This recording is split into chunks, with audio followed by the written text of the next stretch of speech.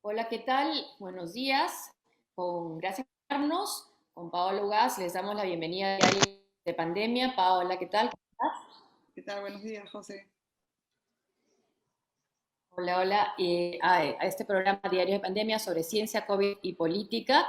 Y también nos acompaña hoy el ministro de Educación, Ricardo Cuenca. También bienvenido, Ricardo. Muchas gracias, ministro, por estar con nosotros. Muchas gracias por la invitación y Hoy buen la domingo. primera... Gracias, ministro.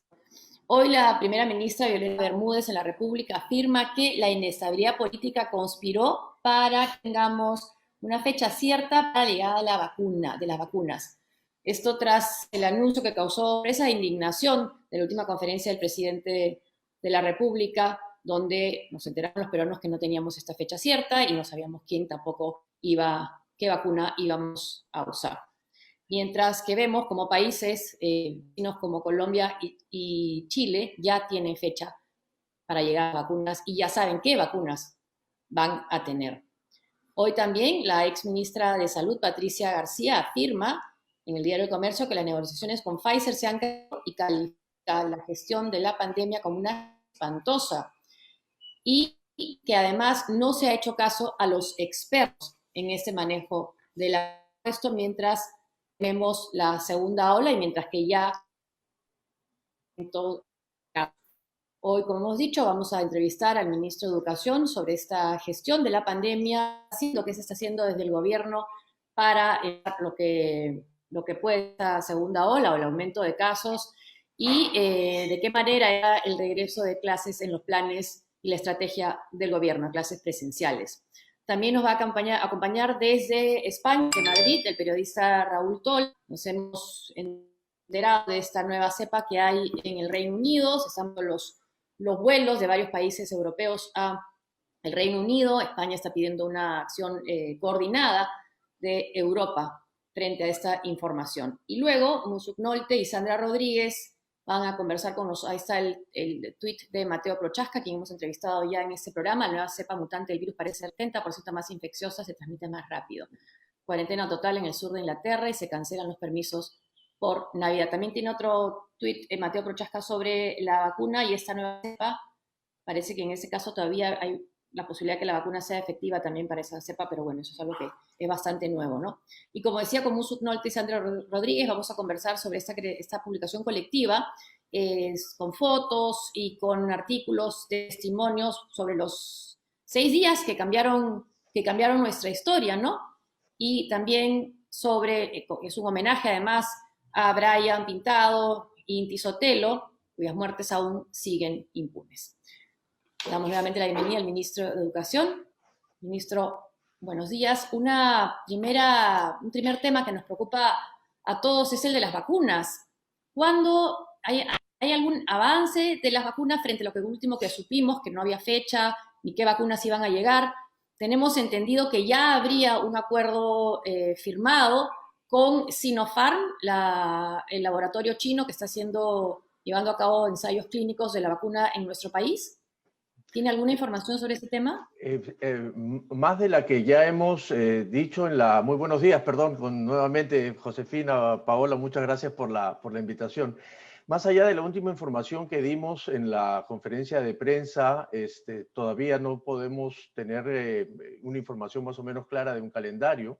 Lo que sí es que efectivamente estamos todos trabajando, sobre todo el grupo que lidera el presidente Sagasti directamente para poder aprovechar todos los recursos que tenemos a mano para poder reprogramar todo esto y ojalá recuperar un poco este tiempo perdido a la mayor brevedad posible, ¿no? Entonces están, como dijo la ministra Massetti, en discusión 8 laboratorios y se está yendo lo más rápido que pueda para poder efectivamente poner en perspectiva, creo, 3 cosas que son interesantes, ¿no? Una, que efectivamente el calendario se movió.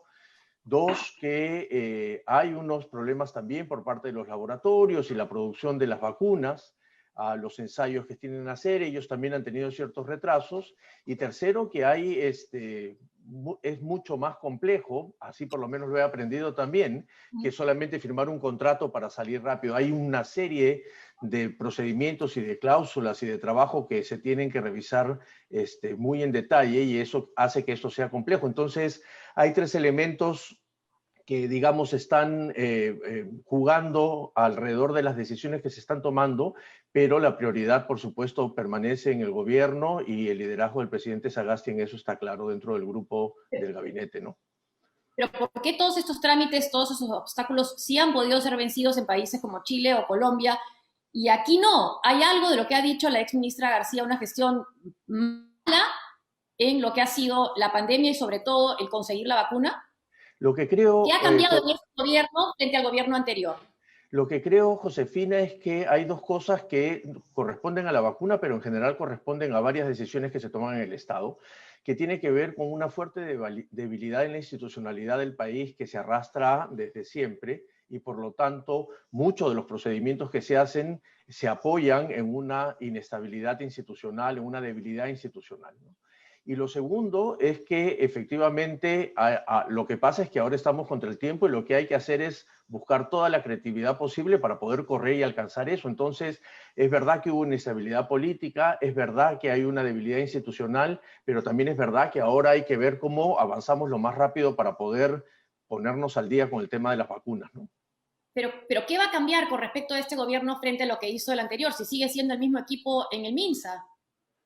Para empezar, tener un liderazgo claro del presidente Sagasti y de la premier Violeta Bermúdez para efectivamente avanzar lo más pronto que podamos en cerrar los contratos que se tienen sobre la base de los acuerdos previos, ¿no?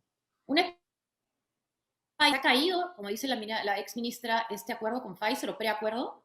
No tengo ninguna información sobre el tema por el momento.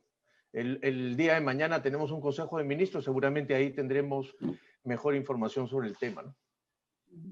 ¿Ah? Yo sí, sobre lo último, porque acá dice en la República que ya han cerrado con digamos, cerrado entre comillas, como dice usted, en el tema de que hay varios procesos, pero como ya se están haciendo los ensayos clínicos entre Sinopharm y la Universidad Cayetano Heredia con la San Marcos, ya hay un lote garantizado de 30 millones de vacunas, ¿no? Según la República, claro. Según la República, pero según los datos oficiales que seguramente saldrán a partir de las reuniones que tengamos mañana, ¿no? Entonces, lo que les propondría es eso, esperar la información oficial, porque una de las cosas en la que hemos insistido permanentemente es que hay que ser lo más transparentes posibles, y creo que eso es lo que nos va a ayudar también a tener claridad y predictibilidad sobre lo que pasa, ¿no? Vivir en estas incertidumbres en general, para saber qué va a pasar mañana, o qué va a pasar con las vacunas, o qué va a pasar con las compras que pueda hacer una persona al día siguiente, es lo que debe controlarse. Y frente a esa incertidumbre, la honestidad y la transparencia de la información es fundamental. Y por eso mañana, a partir de mañana que tengamos las reuniones, me imagino que vamos a poder tener mejor información para ofrecerle a toda la prensa, ¿no? Uno de los cambios que va a haber con este gobierno con respecto al manejo de la pandemia en relación al anterior es el liderazgo del presidente Sagasti, ha dicho usted. Ahora, durante este tiempo en este programa que hemos estado entrevistando a científicos, a médicos, se ha insistido mucho en varios puntos y en que no eran escuchados ellos, también decían, por las autoridades que estaban a cargo del manejo de la pandemia. Eso es algo que también lo dice hoy Patricia García. Dice, no se ha escuchado a los expertos. ¿Cree usted que esta vez sí ya se está empezando a escuchar a los expertos desde el gobierno? Sí, y en dos sentidos, Josefina. Una primera cuestión es que en este mes en la cartera, por lo menos en el sector de educación, he terminado de confirmar que siempre hay personas que creen que no son escuchadas frente a otras que siempre creen que son escuchadas, ¿no es cierto? Y entonces... ¿Perdón? Pero ese es el caso en el tema de la pandemia, los científicos que han querido dar opiniones alternativas. Se corta muchísimo, no he escuchado más que al final algo. ¿No se escucha bien? Sí. Ya, ok, sí. Digo que estamos hablando que siempre hay personas que se sienten no escuchadas. En este caso ha habido un consenso, ¿no?, de la comunidad, de un grupo importante de científicos reclamando, por ejemplo, el uso de pruebas moleculares, reclamando que los laboratorios académicos tuvieran el acceso a la posibilidad de hacer pruebas, y que había mucha demora y mucha indiferencia de parte del Estado. Ujú.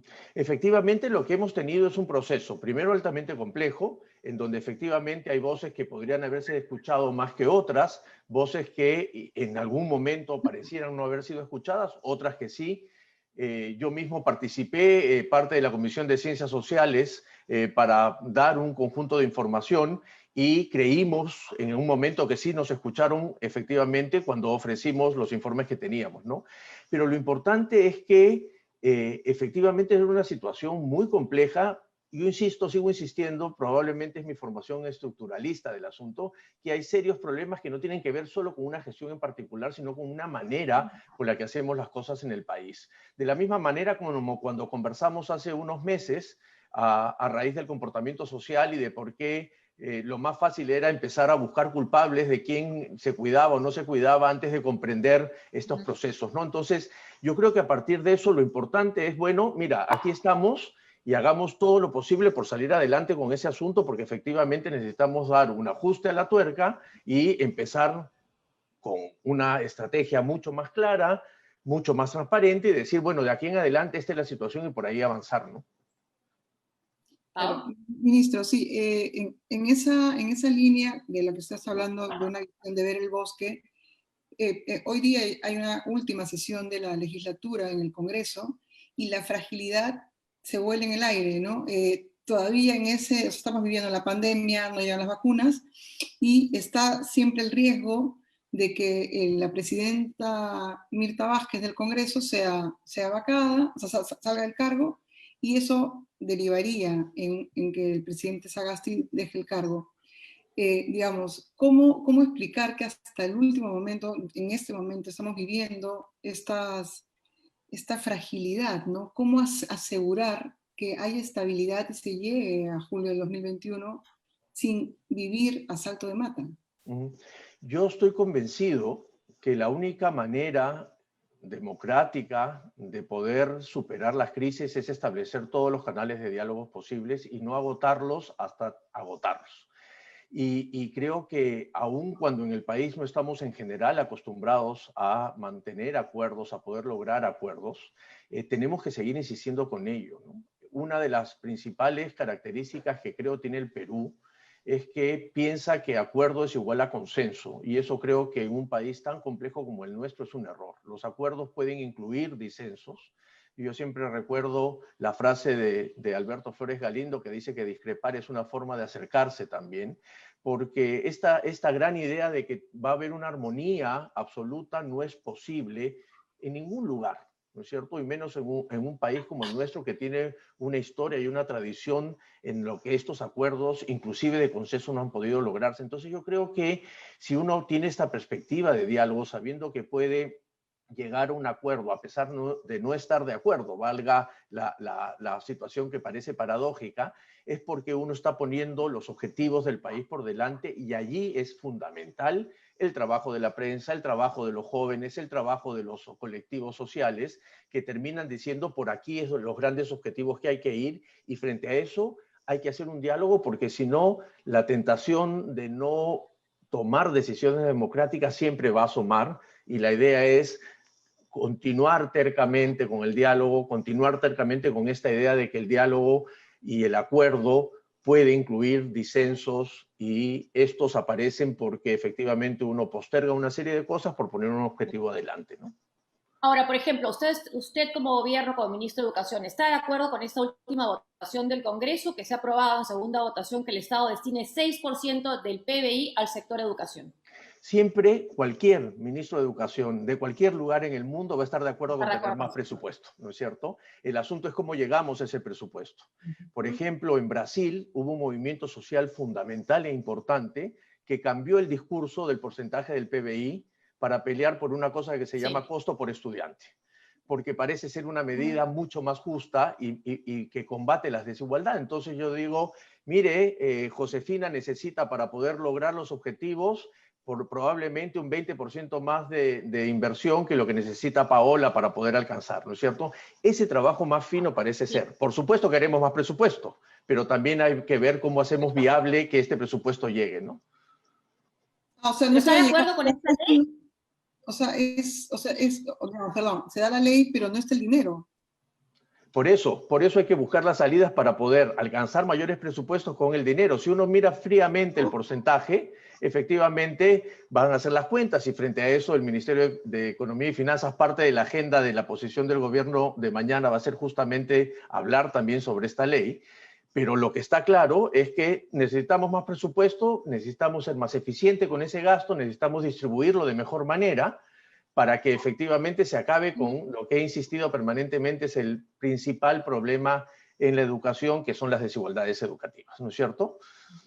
Claro, pero ¿cree que es una ley inconstitucional que se ha dado en el Congreso? No tengo ningún elemento jurídico, como no soy abogado, para poder decir que es constitucional o no, pero parte de la discusión, insisto, que vamos a dar mañana va a ser sobre esto, ¿no? O sea, Porque la Constitución del 79 decía 20% del presupuesto para educación al menos, o sea, ya estaba establecido en una Constitución previa, ¿no? Como presupuesto, pero no como porcentaje del PBI, porque además, No como PBI. O sea, claro, porque además el porcentaje del PBI es una medida muy variable, ¿no es cierto? Si el PBI cae, el porcentaje va a caer del PBI, ¿no es cierto? Ojalá no caiga tanto, porque estaríamos en serios problemas, ¿no? Tiene que ver con la presión tributaria, tiene que ver con la fiscalidad, entonces es una medida que apareció recientemente en muchos países del mundo como una medida más bien simbólica de decir hay un porcentaje importante del PBI que se destina a educación, aun cuando de hecho lo que determina efectivamente la inversión en educación tiene que ver con el porcentaje relacionado al presupuesto, ¿no? Entonces sí sería más conveniente que fuera un porcentaje del presupuesto y no del PBI. Técnicamente sí, muchísimo más. Y encima ni siquiera solo el presupuesto, sino, por ejemplo, pensar en esto que comentaba hace un momento. ¿Cuánto es el costo por estudiante? Porque eso es lo más efectivo que pueda llegar a la persona. Es decir, tengo que invertir en este grupo, en este nivel, un poco más que en este otro y hacerle un seguimiento. Eso está más asociado al presupuesto público que al porcentaje del PBI. ¿Es una ley populista, diría usted, o es una ley que puede tener una mejora para los estudiantes? Es una ley que debería lo que tener es un proceso de progresión para que podamos a partir de eso tener esta meta, si es que finalmente es una reforma constitucional, no es una ley nada más que pueda modificarse, ¿no es cierto? Y lo que hay que hacer es sentarnos nuevamente a tener un diálogo y un acuerdo de ver cómo alcanzamos esto.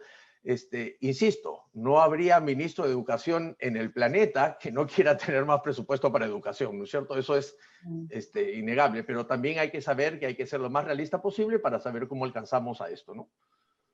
Quiero preguntarle sobre el plan híbrido, que usted, digamos, ya lo había dicho antes de ser ministro, del regreso a clases, de la necesidad de los niños y de los jóvenes de tener una mínima interacción con cuidados.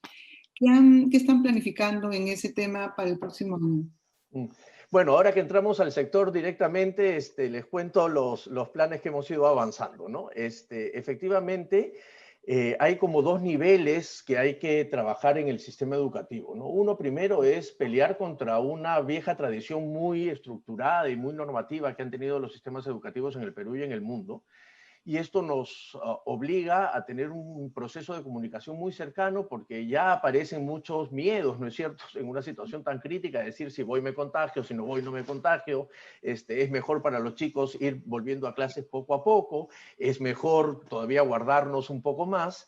Todos estos miedos son absolutamente comprensibles y además son una expresión de esta manera tan normativa que el sistema educativo siempre se ha diseñado.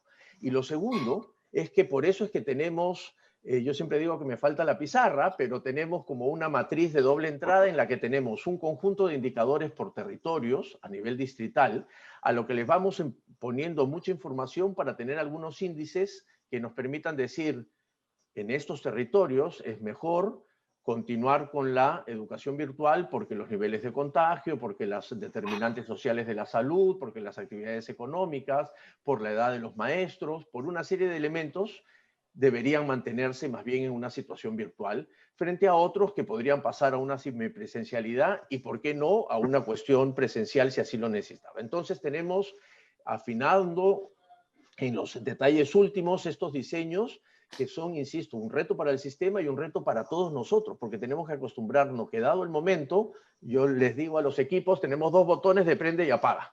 ¿no es cierto? Y en la primera alerta hay que apagar el asunto y pasar a la otra modalidad que sea la más segura posible, porque la razón principal es la seguridad de los estudiantes, de los docentes y, por supuesto, de toda la cadena alrededor de ellos, ¿no es cierto? Las familias de los estudiantes, las familias de los docentes y demás. Entonces, lo que ha pasado en los países en donde ha habido mucho tiempo previo de abrir las escuelas es que efectivamente el nivel de contagio entre los niños es muy pequeño.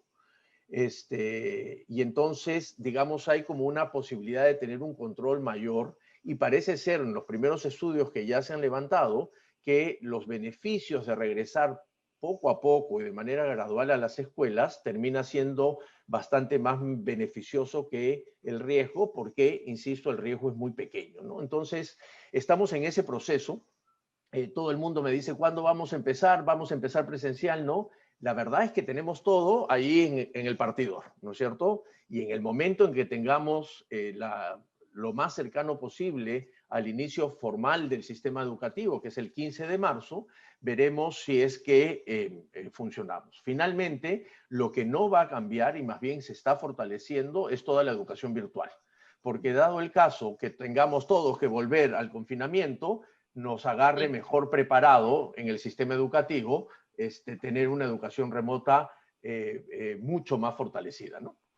Usted hizo un cuadro en la matriz, pero me acuerdo que la matriz hablaba de privados públicos también, porque ponía privados públicos, regiones, o solo es regiones y profesores, o todo era un... Es para todo, porque la educación, independientemente que sea provista por el Estado o por el privado, es un bien público y la rectoría está en el Ministerio de Educación, ¿no es cierto? Y entonces la idea es que todos podamos no solo colaborar con esto, sino cumplir con estas normas, que además tiene un componente, Paola, si me permite, un componente muy específico pedagógico donde también hay un reto enorme, ¿no es cierto? El plan de estudio se va a modificar, no vamos a poder cubrir todas las competencias que en un año, entre comillas, normal podría suceder. Y en ese sentido, digo que el año 2021 va a ser más parecido al 2020 que al 2019, ¿no es cierto? Porque todavía seguimos en esta situación de pandemia, ¿no? Creo que José se ha congelado. Sí, hace rato estaba un poco congelada y la voz se le entrecortaba. Sí, bueno. No, entonces yo voy a continuar con esta pregunta. El año 2021 también tiene que ver con mucha inversión que han hecho ustedes en el ministerio para ayudar a la gente en el tema cubrir la brecha digital, ¿no es cierto? ¿Cómo va el proceso de las tablets? ¿Qué ha pasado? ¿Qué sigue? ¿O va a ser una mezcla? ¿En qué va ese caso? Sí, a ver, esa es una muy buena pregunta también. En aras de la transparencia y la honestidad, ya lo he dicho durante toda la semana y es importante que lo sepamos, ¿no es cierto? Luego de la primera caída de la compra de las tablets, apareció un nuevo proceso de compra con 3 proveedores. De esos 3 proveedores, 2 de ellos, que suman el 52% de las tablets, han entregado en tiempo, inclusive alguno de ellos ha adelantado un paquete de tablets y esas son las que se han empezado en el proceso de distribución. Un tercer proveedor es el que ha presentado retrasos, representa el 48% de las tablets.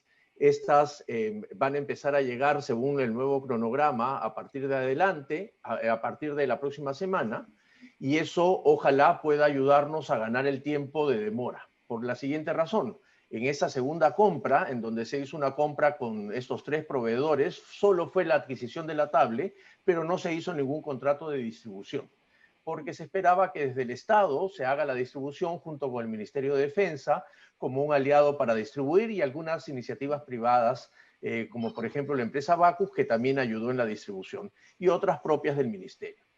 Esto de acá pudo haber funcionado en una situación de cumplimiento total del contrato, aun cuando necesitaba algunos ajustes, pero no se tiene. Entonces lo que estamos haciendo es rediseñar un proceso para la distribución más rápida, que no solo incluya el que las tablets salgan de Lima y lleguen a algunos depósitos en las regiones, sino que se agilice todo el trámite para que lleguen a los niños y a las niñas en las escuelas. Esto va a tener un retraso, este retraso viene de este contrato hecho en la gestión anterior, y lo que estamos haciendo es tratar de ajustar todo lo que podamos en el tiempo para que llegue. Estas tablets originalmente habían pensado que sean distribuidas todas entre finales de febrero y las primeras semanas de marzo. Esto no va a ser así, va a tardar un poco más y empezarán a llegar también entre marzo y el resto del segundo trimestre del próximo año también, ¿no es cierto? Las primeras que ya están en camino y esas ya están distribuyéndose y aceleraremos el proceso para que llegue y recuperemos un poco este tiempo de retraso de este proveedor, ¿no? Ahora, las tablets tienen ya acceso a Wi-Fi, a Internet, porque ese ha sido el problema gravísimo de Aprendo en Casa, ¿no? Que era de una sola vía, ¿no? Tienen todas un chip incorporado para tener planes de datos. Además, hay un convenio que es muy interesante, que no le pertenece al sector, pero trabaja el Ministerio de Transportes y Comunicaciones con los gobiernos regionales para la ampliación de banda ancha en las regiones. Hay algunas regiones que han avanzado mucho más rápido que en otras, pero hemos constituido recién hace una semana un grupo de trabajo junto con el Ministerio de Transportes y Comunicaciones y los gobiernos regionales para ver cómo aceleramos en este proceso de ampliación de banda ancha. Claro, ese es el tema, ¿no? Es la brecha digital en nuestro país, ¿no? Porque en el caso de Aprendo en Casa, que empezó con mucha aprobación, con mucho entusiasmo, pero luego del camino vimos que era de una sola vía, ¿no? O sea, los niños recibían la información desde la televisión o la radio y la interacción se daba a través de los celulares de los papás o los celulares de los maestros que usaban WhatsApp. Y recién se les dio datos casi 5 meses después de estar trabajando así. ¿Hay alguna otra manera de apoyar a los maestros y a los padres de familia, por ejemplo, más datos? ¿Qué otra forma hay? ¿Hay algún sistema alternativo? Aquí entrevistamos a un emprendedor que tenía un sistema de Wi-Fi, uCloud, para llevar a un sistema de Internet. ¿Cómo hacerlo para que puedan haber reuniones que sean realmente interactivas, clases interactivas? Sí, antes de llegar a los tablets. En 2 niveles, hasta en 3 niveles diría. Uno primero es que además Aprendo en Casa, efectivamente, que empezó muy bien y que luego tuvo que mantenerse en una situación de emergencia. Felizmente hemos tenido evaluaciones y estamos en el proceso de reformulación. Tiene una serie de aspectos nuevos. Uno primero que tiene una especie de Aprendo en Casa para padres, es decir, los papás que se volvieron parte de profesores, las mamás que fueron también un poco profesoras, necesitan también un tipo de compañía. 2, hay una cuestión offline que va a estar muy permanente. Tenemos un conjunto de materiales que ya se están colgando, que se pueden descargar de forma gratuita, por supuesto, que va a permitir, en la medida de lo posible, descargar esa información.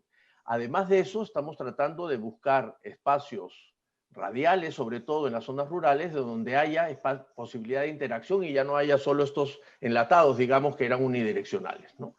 Estamos teniendo ampliación de plan de datos para los maestros para por lo menos el primer semestre del año, para que puedan efectivamente trabajar.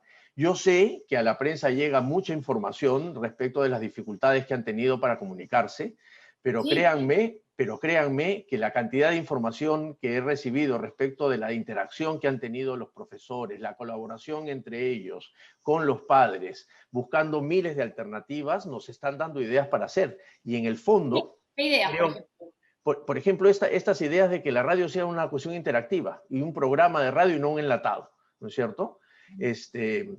Efectivamente, avanzar con los planes de datos. Las apps que tienen las tablets son apps que pueden rápidamente, offline, tener algún nivel de interacción entre los maestros. Entonces, la situación ideal no la tenemos. No la va a tener el país de acá en unos 30 años, ¿no es cierto? Porque tendríamos que tener todos conexión, tendríamos que tener todas las posibilidades para hacerlo. Y eso, efectivamente, de aquí a marzo no va a estar. Entonces, a partir de esa situación ideal de hiperconectividad, de mucha interacción de unos con otros, tenemos que pensar cuál es el segundo mejor proceso en el que tenemos que trabajar, ¿no? Hay una pregunta del público. ¿Qué porcentaje de estudiantes de áreas rurales e indígenas recibirán las tablets y cuándo? A diferencia del 2020, en el 2021 los estudiantes de pueblos originarios recibirán materiales de trabajo en lenguas indígenas. Son 2 preguntas, ¿no? A ver, voy a buscar el dato para no equivocarme exacto en algún momento, pero mientras tanto respondo la segunda. Sí, una de las cosas más importantes que tenemos ahora es que las tablets, entiendo que forman parte de la seducción de la tecnología, son un medio más, ¿no es cierto? Junto con los cuadernos de trabajo que van a llegar, junto con los materiales que van a llegar, porque efectivamente uno cree que ahora las tablets son la única solución. Pasó lo mismo que cuando ingresó el libro a los sistemas educativos, ¿no es cierto? Ingresó el libro al sistema educativo y los profesores perdieron el piso porque dijeron ya no puedo enseñar porque hay este artefacto de miles de hojas con un montón de letras que va a reemplazar mi trabajo, y otro grupo que dijo ahí está la solución para la educación. ¿Y qué es lo que pasó desde finales del siglo XIX hasta acá con el libro? Pasó lo que pasó con cualquier otra herramienta que entra, ¿no es cierto? Lo que pasa es que ahora la tablet forma parte de esta seducción tecnológica, ¿no? Entonces, está llegando un conjunto de información a los colegios como si fuese la tablet un elemento más, que lo que hace es facilitar la cuestión remota, pero no define el aprendizaje, ¿no es cierto? El aprendizaje no se define por los instrumentos, se define por el desarrollo de esas competencias, ¿no? Entonces, y voy a seguir buscando mientras hablo con ustedes los datos exactos, y si no, pasárselos luego para que ustedes tengan la información exacta. Ya, mientras que vimos esos datos, también hay otro comentario, más bien de las personas que nos están escuchando. Por favor, dice, si los estudiantes no pueden seguir el aprendo en casa, menos aún los padres. Bueno, yo estoy seguro que los estudiantes pueden seguir aprendiendo en casa. Mañana, el martes, tenemos las evaluaciones que han hecho. De un lado, el grupo de IPAE ha hecho una evaluación de Aprendo en Casa, el propio Ministerio de Educación ha hecho Aprendo en Casa. Yo no sé cuál es la evidencia para que me digan que no funciona o sí funciona. Hasta no ver el dato, ahí me pongo muy investigador, no voy a decirles si funciona o no funciona, y tampoco decir que los padres no vayan a poder o sí vayan a poder, ¿no? No, Claro, lo que pasa es que es muy difícil. Si los padres vuelven a trabajar, ¿no? Y tienen que trabajar ya saliendo de la casa, ¿cómo hace? O sea, el niño se queda solo y si no tiene un solo celular y el papá o la mamá tiene que llevarse el celular, tampoco tiene la manera de hacer la interacción con los profesores, ¿no? ¿Y cuál sería la alternativa entonces? Eso es lo que me pregunta usted, ministro. Y eso es lo que le pregunto a todos porque necesitamos ayudas para poder pensarlo de esto de mejor manera, ¿no? Claro, por ejemplo, el tema de la brecha digital, ¿no? O sea, ver ese tema fundamentalmente, ¿no? Sin duda, sin duda. Con el Pero además de MTC, eso, ¿ustedes alguna además, conversación con el Ministerio sí, de Transportes? como le comentaba hace un momento, hay un conjunto de proyectos en el MTC para ampliar banda ancha con los gobiernos regionales. Y lo demás es saber que no vamos a vivir el próximo año, ni en el sistema educativo, ni en la prensa, ni en el sistema de salud, como si no pasara nada, ¿no es cierto? Y entonces, por supuesto que hay que hacer los mejores esfuerzos para tratar de vivir de la mejor manera, pero también es verdad que imaginarnos que todo va a pasar y que los niños van a ir a clase de 8 a 2 de la tarde y los padres van a regresar y van a jugar a hacer las tareas y luego van a descansar todos juntos, es una ilusión, ¿no es cierto? En este contexto de pandemia eso no puede pasar, no va a pasar en el corto tiempo, ¿no? Eso me lleva a la pregunta de la evaluación. Digamos, este año, en términos de evaluación de estudiantes primaria, secundaria, ¿no? Digamos, no es como, digamos, es como un momento de pausa, pero si vamos a seguir en la misma situación en el 2021, ¿han pensado en algún criterio para que la evaluación no sea tan rigurosa como era lo normal, digamos, lo funcionaba? Y, o sea, digamos, no sé, buscar una manera creativa para evaluar a los alumnos que van a seguir en tiempos de pandemia. Hay dos niveles de evaluación. Ya este año, en julio de este año, se hizo un piloto de evaluación muestral para tener como estado información general de la situación de los estudiantes. Y en diciembre acaba de terminarse el operativo, están terminando de procesar los datos para levantar otra vez información de cómo nos ha ido efectivamente con los aprendizajes en estas áreas priorizadas. El próximo año vamos a tener otra vez un conjunto de evaluaciones, otra vez muestrales, que nos permitan efectivamente ir dándonos información de cómo van avanzando en diversos grados los aprendizajes de la manera no creativa, sino justa, porque la evaluación lo que mide es aquello que estás haciendo. Entonces, pensar que voy a hacer la misma evaluación que hice en el 2019 en estas circunstancias no tiene ningún sentido, ¿no es cierto? Además de eso, estimular mucho una evaluación mucho más cercana del docente con los estudiantes, porque son quienes nos tienen que suministrar la información para ver qué es lo que tenemos que hacer en el año. Una primera decisión que tomamos es que, a diferencia de otros años, en el sistema público no habían semanas de pausa en mayo y en octubre, como sí lo tenía el sistema privado, y ahora estamos incorporando eso para que los profesores puedan mirar lo que ha pasado en el primer bimestre, retroalimentar con esa información y a partir de eso ir tomando decisiones. Entonces, esto se vuelve una cosa como muy dinámica, ¿no es cierto? Y este tema va a continuar todo el 2020, ojalá que con una menor tensión hacia el inicio del año escolar, porque tengamos algunas otras salidas, pero lo importante es saber que necesitamos ser absolutamente flexibles y que todo lo que teníamos aprendido en una tradición muy fuerte y normativa que tenía el sistema educativo tiene que empezar a cambiar porque las circunstancias así nos lo obligan y por eso estamos diseñando este sistema flexible, dinámico, gradual y voluntario para más adelante, ¿no? ¿Cuándo vamos a saber más o menos cómo va a ser ese sistema flexible y dinámico? El sistema ya lo tenemos diseñado en sus cuestiones generales, estamos terminando de poner, yo espero que las primeras semanas de enero podamos tener claramente estos escenarios y saber que estos escenarios están ahí, ¿no es cierto? Y en el momento en que empecemos y vayamos avanzando, pues esto cambia muchísimo, podamos ver qué decisión tomamos y cómo salimos. Eso sí, no va a ser estandarizado, tiene que ver mucho con cada una de las regiones, tiene que ver mucho con cada uno de los distritos, no se comporta de la misma manera. Hemos visto en Piura que los contagios han venido de las zonas rurales más cercanas a la urbanidad, porque habían sido quienes habían estado menos expuestos al virus en la primera parte. Entonces, tiene que ser muy territorializado y ojalá, Josefina, Paola, ojalá se quede esta idea, porque lo que no podemos es no aprender algo de esta situación atroz que hemos vivido. Y por lo tanto, saber que un solo sistema educativo tan estandarizado para este país no funciona, ¿no es cierto? Que hay diferencias regionales que hay que tomar. Esto es una oportunidad para ello, ¿no? También pueden haber diferencias entre la educación privada y la pública en lo que es reinicio de clases y la manera de empezar. Las normas son, como digo, para todos, ¿no es cierto? El año escolar empieza el 15 de marzo, acaba el 17 de diciembre, son las 36 semanas formales. Más adelante sabremos si el 15 de marzo qué regiones pueden empezar de forma semipresencial.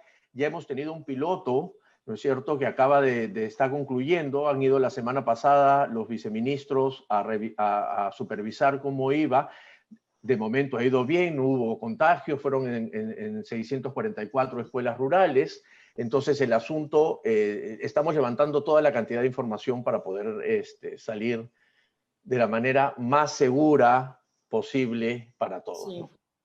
Créanme que a las 3 de la mañana me despierto pensando en eso, ¿no es cierto? Todos los días. Como muchos padres, claro, como también nos preocupa. Ahora, hablando de la información, ¿cómo hacer para que llegue la información desde el Ministerio de Educación sobre las vacunas? Porque hemos visto ya desinformaciones que sí, que pueden surtir efecto, ¿no? Y crear temor sobre el tema de las vacunas. Vacunas y que no haya voluntad de usarlas.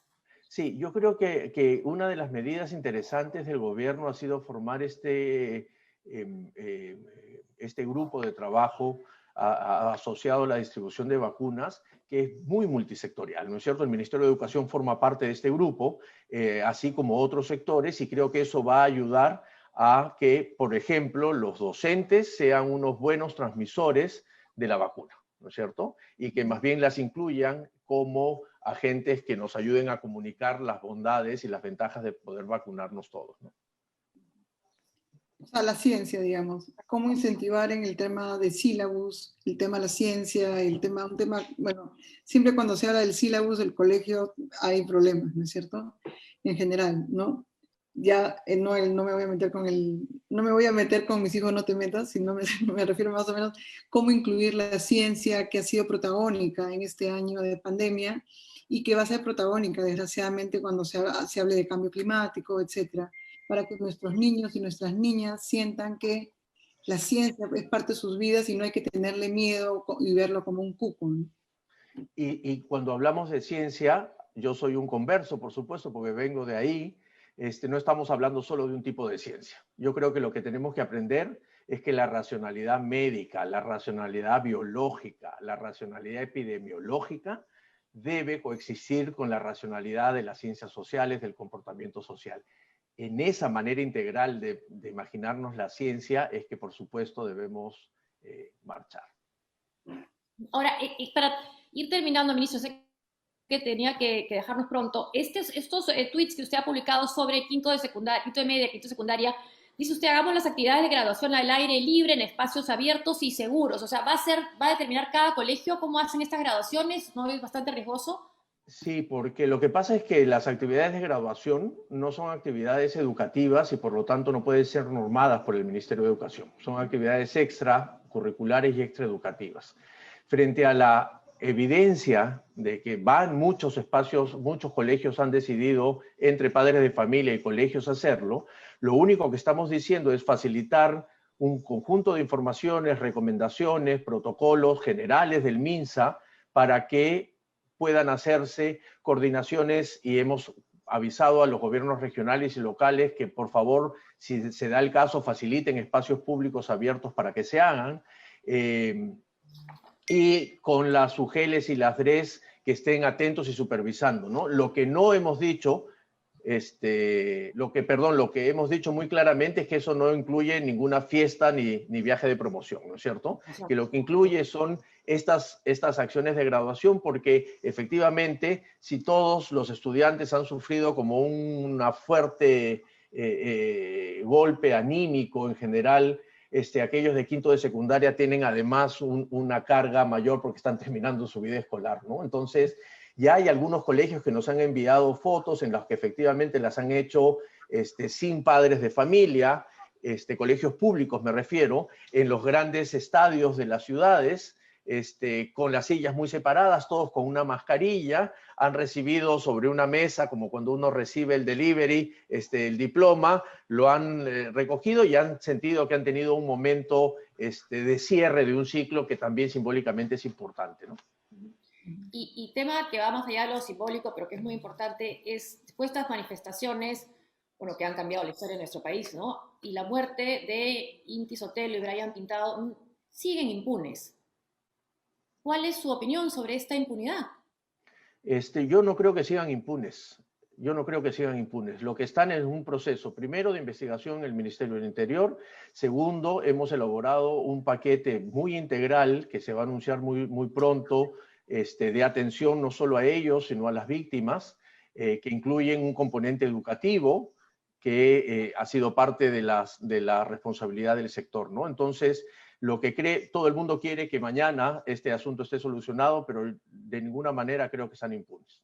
¿Ya hay investigados dentro de la policía como supuestos responsables por estas muertes? Sí, pero la mejor respuesta a eso lo podría dar el Ministerio del Interior. Pero es un tema que está en la agenda del gobierno, o sea, buscar Totalmente, totalmente. ¿Y tiene alguna idea cuándo conoceremos los nombres? Si no hay cámaras, además, que hayan grabado estos momentos. No sé, está en pleno proceso de investigación. Las partes internas de la investigación del Ministerio del Interior son parte del sector del Interior. Lo único que sí puedo decir es que está en el tema de agenda en el gobierno, que tenemos un paquete mucho más integral que una atención individual, que incluye, lo que sí le puedo adelantar, que incluye, por ejemplo, buscar canales institucionales para los jóvenes que nos permitan canalizar efectivamente todo este proceso de información respecto de la situación y de las demandas de la juventud que todos necesitamos. Entre que estaba buscando toda la información, me sigue llegando más avisos que tengo que abandonarlos. Muchas gracias. Muchas gracias. Por favor. Muchas gracias. Muchas gracias y bueno, éxito. No, bueno, y felices fiestas, ministro. Felices fiestas y ojalá que bueno, que mejore. Que todo vaya bien, que regalemos salud, que tratemos de imaginarnos de forma creativa que si otra vez tradicionalmente hemos hecho una forma de festejar las fiestas, que ahora cambien y que sean las más seguras posibles. Y nada, quiero además aprovechar para saludar en particular a las maestras y a los maestros que creo que han hecho un esfuerzo enorme, enorme durante este año. Que nos ha agarrado a todos por sorpresa, que nos ha agarrado a todos desnudando nuestras debilidades personales, institucionales, pero que también, la incertidumbre tiene dos lados, ¿no es cierto? La que te paraliza por el miedo y que no te deja actuar y que necesita información para que te diga cómo debo seguir, pero creo que también la incertidumbre tiene otro lado, que es el que quiero que nos quede, y es el de el optimismo, el empuje, el esfuerzo por tener creatividad para salir las cosas en ese lado me quiero quedar. Así que felices fiestas, muchas gracias. Ustedes, por favor, atentos a todo y cualquier información que tengamos, el Estado peruano tiene que saberla, el Estado peruano lo hacemos todos y en este gobierno de poco tiempo ojalá que podamos tener el mejor y el más seguro año escolar 2021. Así que muchas gracias. Lo que todos queremos. Gracias a usted.